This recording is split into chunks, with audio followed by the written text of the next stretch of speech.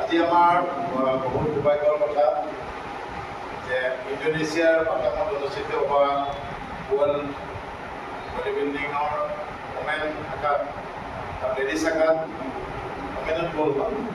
Women শাখাত gold medal পাইছে অসমৰ ছায়া বৰুৱা। অসমৰ প্ৰথমৰ এটা প্ৰথম দৃষ্টি আৰু যে এগৰাকী মহিলাই এনেকৈ গ'ল্ড মেডেল পাইছে বডি বিল্ডিং। কিন্তু মোবাইলৰ কাৰণে বডি বিল্ডিংটো এটা বেলেগ ধৰণৰ সপোন বা আমি কোনোদিন আশা কৰা নাছিলোঁ যে অসমীয়া ছোৱালী বোৱাৰী যে মানে বডি বিল্ডিং কৰিব। বডি বিল্ডিং ল'ৰা লগত থাকে, কিন্তু এনে ছোৱালী বডি বিল্ডাৰ যে ওলাব আৰু ছোৱালী বডি বিল্ডাৰে কৈ যে পৃথিৱীত 1 নম্বৰ পজিশ্যন পাবগৈ গোটেই ৱৰ্ল্ডত, এইটো এটা আমাৰ কাৰণে বহুত ডাঙৰ কথা। অসমীয়া জাতিৰ কাৰণে, অসমৰ কাৰণে, ভাৰতবৰ্ষৰ কাৰণে বহুত ডাঙৰ কথা। আমি ছায়া বৰুৱাক আন্তৰিক ধন্যবাদ জনাইছোঁ। অসমৰ হৈ আৰু এটা কথা কি, এতিয়া দুটাকৈ মেডেল পাইছে, এটা লেডিছত চিলভাৰ মেডেল আৰু গ'ল্ড মেডেল পাইছে তেওঁ ওমেন বডি বিল্ডিঙত। গতিকে বহুতেই ডাঙৰ কথা, এইটো আমি ভাবিব নোৱাৰা ধৰণৰ সাফল্য। আৰু বিদেশৰ মাটিত সাধাৰণতে বেলেগৰ পতাকা উঠাব নোৱাৰে। বিদেশৰ ৰাষ্ট্ৰত কেতিয়াও বেলেগৰ পতাকা গৈ উৰাৰ অধিকাৰ কাৰো নাথাকে, একমাত্ৰ খেলুৱৈ থাকে। বাকী কোনো কাৰো কৰে। এতিয়া যদি আমাৰ যদি এখন দেশত গৈ ফ্লেগ এখন উঠাব লাগিলে সেইটো খেলুৱৈ এগৰাকীহে পাৰে। আজি ভাৰতৰ তিৰংগা তেওঁ তাতে বজাইছে, জনগণ মন অধি গান আমি ভাৰতৰ ৰাষ্ট্ৰীয় সংগীত, ৰাষ্ট্ৰীয় ধ্বজা তেওঁ উৰাইছে। এইটো বহুত ডাঙৰ কথা।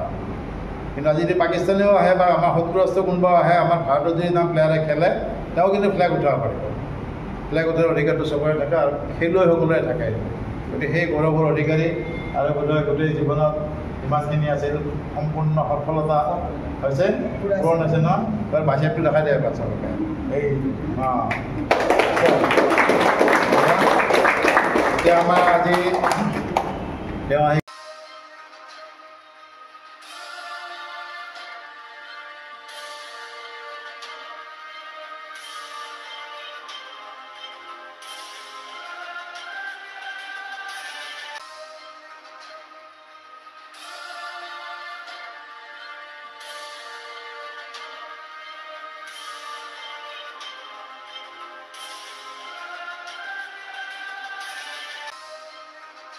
ফিজিকেল এডুকেশ্যন বিষয়ত ডিগ্ৰী পাঠ্যক্ৰমৰ কাৰণে অসম তথা উত্তৰ পূৰ্বাঞ্চলৰ প্ৰথমখন শিক্ষানুষ্ঠান অভিৰুচি ইনষ্টিটিউট অৱ ফিজিকেল এডুকেশ্যন।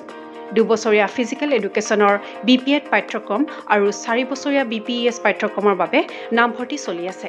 বিতংকৈ জানিবৰ বাবে আজি যোগাযোগ কৰক। যোগাযোগৰ নম্বৰসমূহ হৈছে 9435100098, 7002 33540, 88765210998, website www.aipguwahati.in